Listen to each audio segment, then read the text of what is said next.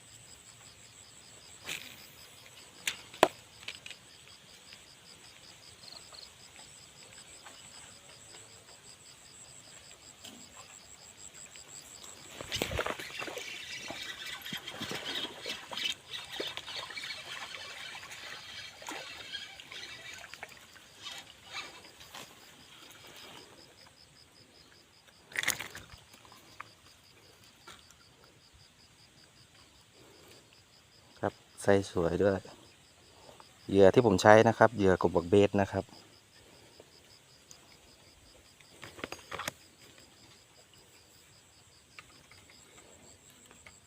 นี่ครับไซส์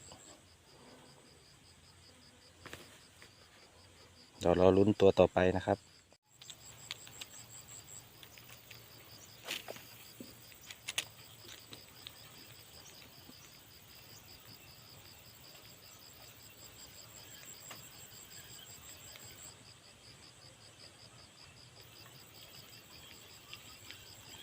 หมายนี้น่าจะแตกแล้วนะครับดูจากพื้นที่แล้วคราวก่อนมาลกมาก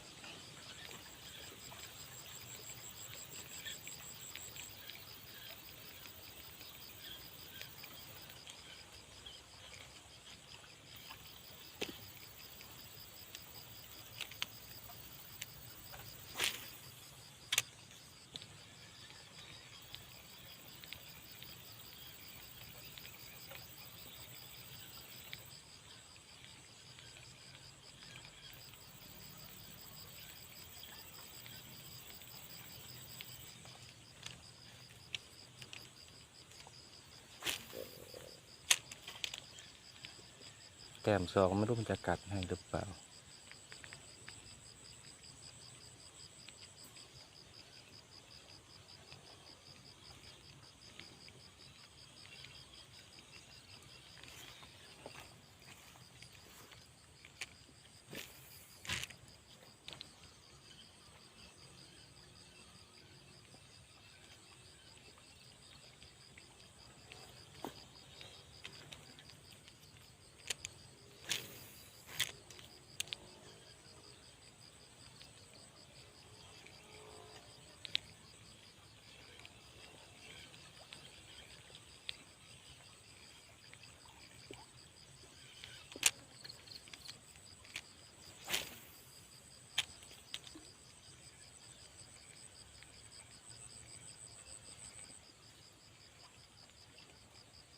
กัดนะครับแต่ตัวเล็ก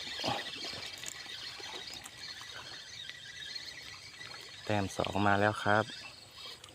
แต่ตัวนี้ไซส์ป๊อกเล็กมาก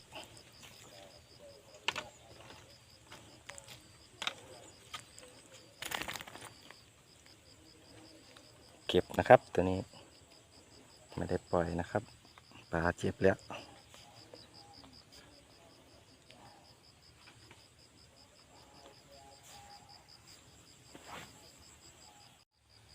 เดี๋ยวไว้เจอกันคลิปหน้านะครับเดี๋ยวมาตีโชว์อีก